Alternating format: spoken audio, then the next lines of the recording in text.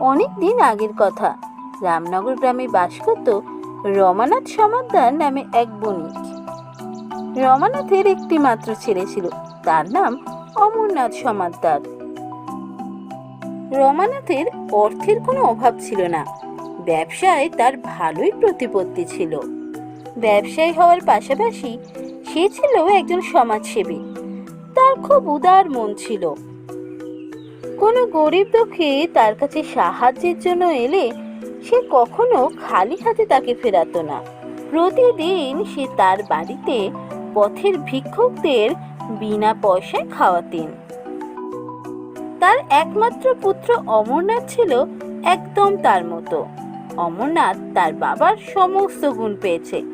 একধারে যেমন সে পাকা ব্যবসায়ী, অন্যধারে সে এক মহৎ মনের মানুষ।